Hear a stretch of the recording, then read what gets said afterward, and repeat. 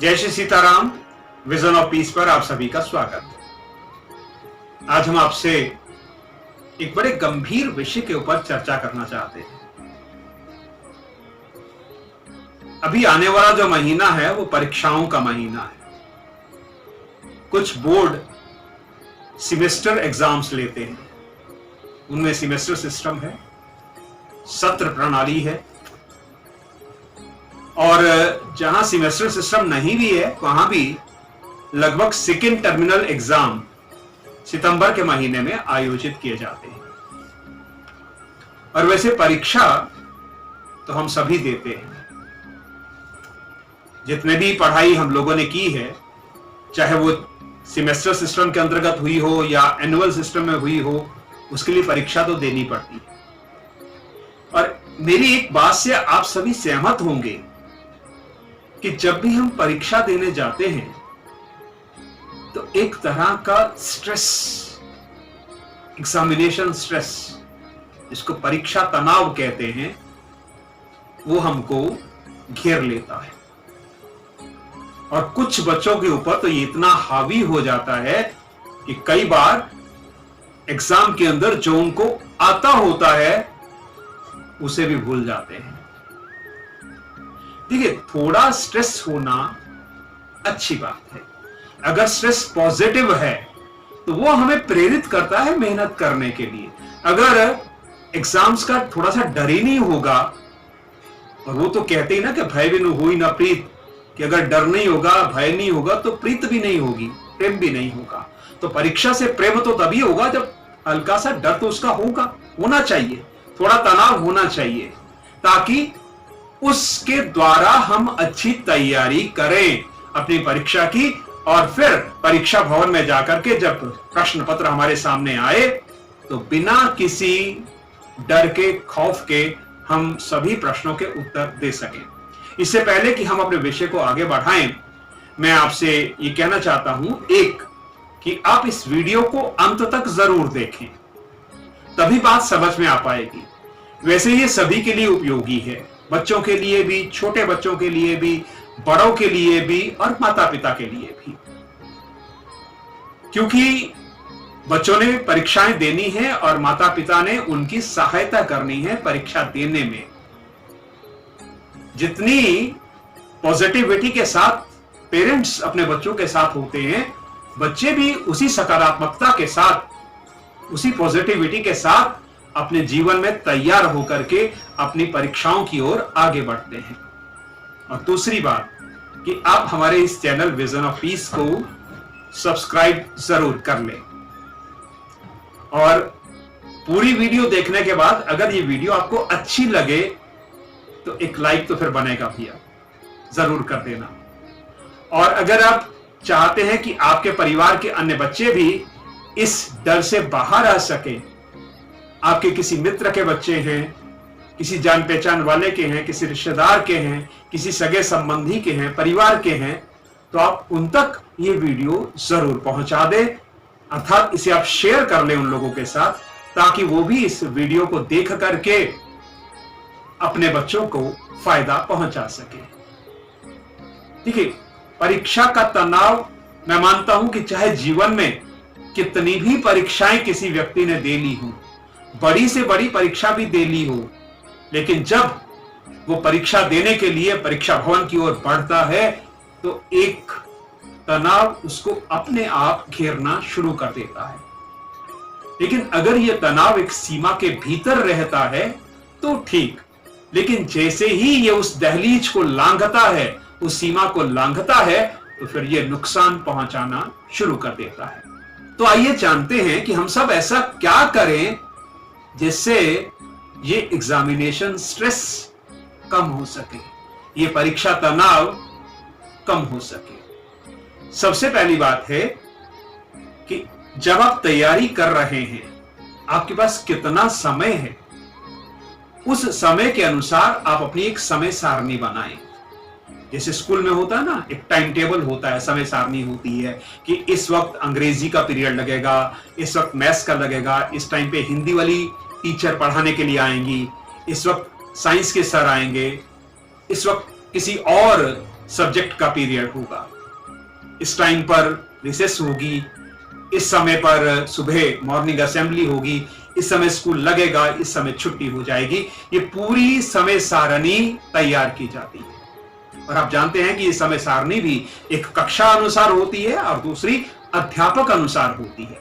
अर्थात एक अध्यापक को कौन कौन सी कक्षाएं लेनी है, किस किस समय पर, किस किस पीरियड में उसको कहां जाना है, कौन सी क्लास में जाना है, और एक क्लास में किस किस अध्यापक ने आना है, ये सब टाइम टेबल पहले से तैयार किया जाता है। तो आपके पास भी जितना समय है, आप अपने सिलेबस को उसके अनुसार बांट लें। जो विषय आपको थोड़े कठिन लगते हैं उनको थोड़ा ज्यादा समय दें, लेकिन निग्लेक्ट किसी को नहीं करना, लापरवाह किसी भी विषय की ओर से नहीं होना, क्योंकि लगभग सभी विषयों के अंक बराबर ही होते हैं।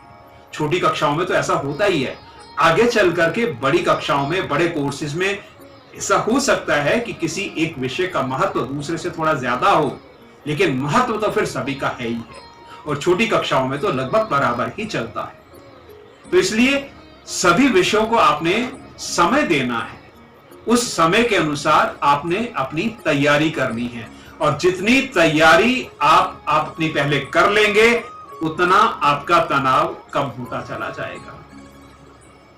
जैसे आप देखते हैं ना, क्रिकेट का मैच होता है, अभी वर्ल्ड कप होने वाला है, तो उसके लिए बहुत सारे प्रैक्टिस मैच होंगे। कुछ देश भारत में खेलने के लिए आएंगे, कभी भारत बाहर खेलने के लिए जा रहा है, और जब वर्ल्ड कप शुरू होने वाला होगा तो उससे पहले भी कुछ प्रैक्टिस सेशंस होते हैं, प्रैक्टिस मैचेस होते हैं। तो इस तरह से इसी को कहते हैं प्रैक्टिस, अभ्यास। और एक कहावत भी है ना, करत करत अभ्यास के जड़मती होत सुजान, रसरी आवत जावत सिल पर परत निशान।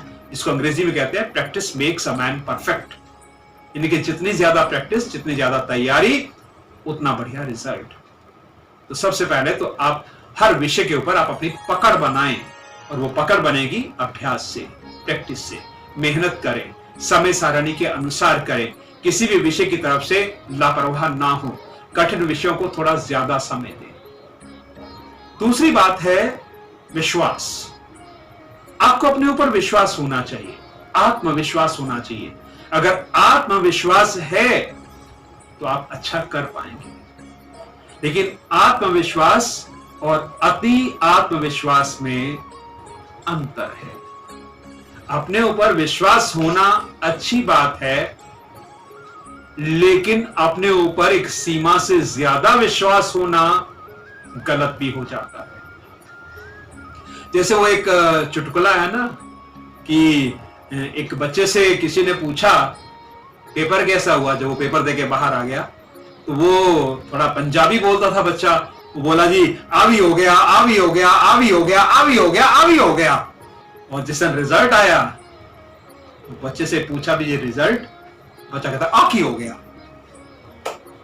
तो ऐसा ना हो, विश्वास होना चाहिए। विश्वास अच्छी बात है, सेल्फ कॉन्फिडेंस अच्छी बात है, लेकिन ओवर सेल्फ कॉन्फिडेंस, अति आत्मविश्वास घातक है कि मैं तो सब कुछ कर सकता हूं, मैं सब कुछ कर लूंगा, और ये सब कुछ कर लूंगा ये आपको कुछ भी नहीं करने देगा। तो अपने पर विश्वास रखिए, मेहनत कीजिए, और फिर मेहनत के साथ साथ आप परीक्षा भवन में जाइए, विश्वास के साथ जाइए, फिर देखिए कि आपके साथ किस तरह का कमाल वहां पर होता है।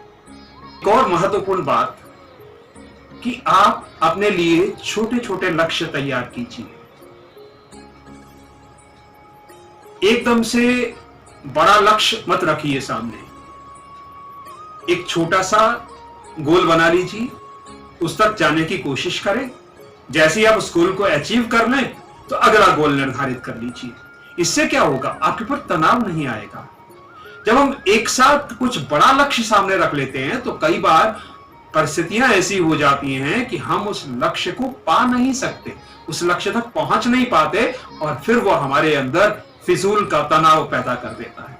इसलिए मेक स्मॉल गोल्स, छोटे छोटे लक्ष्य निर्धारित कीजिए, उनको प्राप्त करते जाइए, और फिर धीरे धीरे आप देखेंगे कि आपका पूरा सिलेबस एकदम से तैयार हो गया है।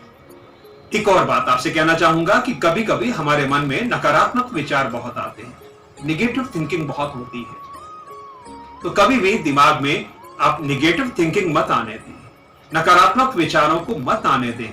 हमेशा अपने आप को सकारात्मक रखें, पॉजिटिव रहें, पॉजिटिव सोचें, पॉजिटिव करें और इस भाव के साथ एग्जाम में जाएं। वहां भी आप पॉजिटिविटी के साथ जाएं तो परीक्षा निश्चित रूप से अच्छी होगी। कभी कभी कुछ बच्चों को यह वहम हो जाता है कि वो तो परफेक्शनिस्ट है। वैसे हमारे बॉलीवुड में भी एक हीरो को मिस्टर परफेक्शनिस्ट कहा जाता है। चलिए वो एक अलग बात है। कोई भी बच्चा फ्लॉलेस नहीं हो सकता। फ्लॉलेस का मतलब हर बच्चे के अंदर कोई ना कोई कमी छोटी मोटी हो सकती है। तो आप ये मत सोचिए कि मेरे से कभी कोई गलती नहीं हो सकती। गलती किसी से भी हो सकती है। सीखने की गुंजाइश रखिए, सीखते जाइए। जहां से भी सीखने को मिले, अपने से बड़े से मिले, अपने से छोटे से मिले, आप सीखते जाइए, अपनी कमियों को दूर करते जाइए। ज्ञान एक विशाल महासागर की तरह है। बहुत बड़ा समुद्र है ये, महासागर है ये। इसकी कितनी बूंदे आप ले पाते हैं यह आपके ऊपर है। मिस्टर परफेक्ट तो शायद कोई नहीं हो सकता। ऐसा कोई व्यक्ति संसार के अंदर ना कभी हुआ है, संभवतः ना है और ना आगे होगा कि जिसके पास सारा ज्ञान। जब आप एक विषय की गहराई में जाते हैं तब आपको पता चलता है कि उस विषय के अंदर गहराई कितनी है, वो है कितना अथाह, उसकी कोई था ही नहीं। जब आप उसके अंदर 10th के बाद +2 में जाते हैं तो आपको लगता है कि हाँ अब तो कुछ ज्यादा पढ़ रहा हूं। जब आप ग्रेजुएशन में जाते हैं और इसी विषय को पढ़ते हैं जो आपने +2 में पढ़ा था तो आपको लगता है कि यार ये सब तो था ही नहीं, मैं तो कुछ नया पढ़ रहा हूं।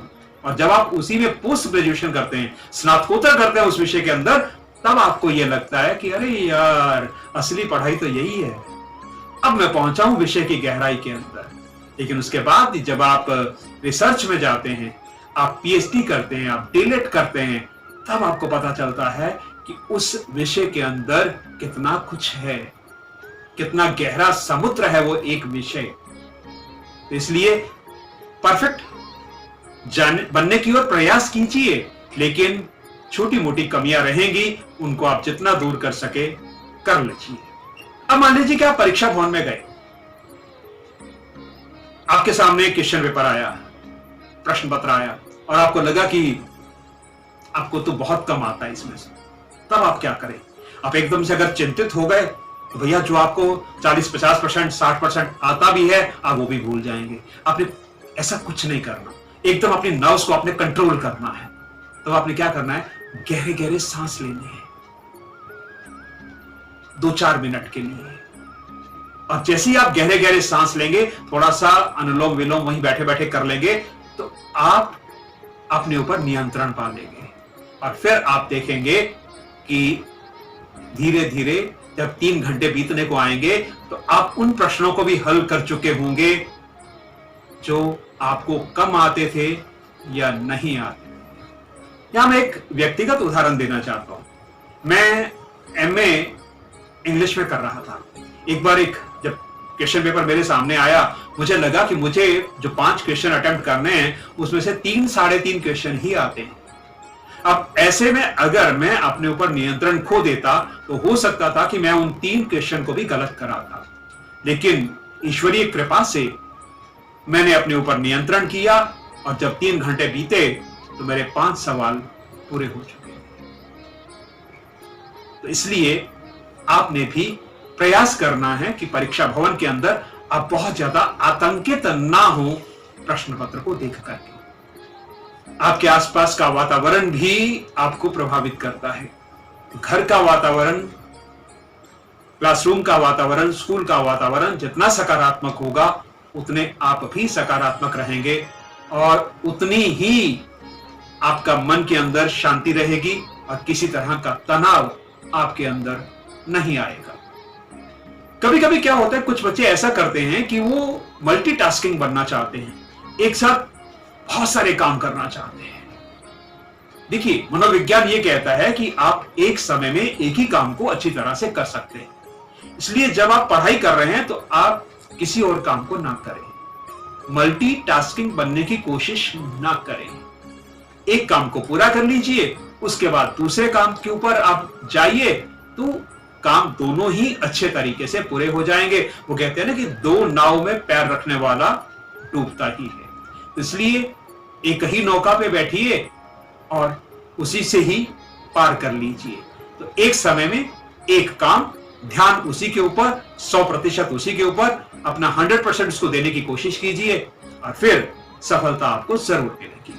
मैं उम्मीद करता हूं कि ये जो छोटी छोटी टिप्स मैंने आपको दी हैं, अगर आप इनके ऊपर ध्यान देंगे तो निश्चित रूप से परीक्षा से पहले का आपका जो भय है और परीक्षा भवन के अंदर जो होने वाला तनाव है, उससे आप मुक्त हो सकेंगे और अच्छे से अपने एग्जाम्स को दे पाएंगे। तो आज के इस वीडियो में अभी इतना ही। आप हमारे चैनल को फिर रिक्वेस्ट कर रहा हूं, एक बार सब्सक्राइब जरूर कर लीजिए और ये वीडियो अगर आपको अच्छी लगी है तो इसे दूसरों के साथ शेयर जरूर कर लीजिए, ताकि और भी बच्चों का भला हो सके।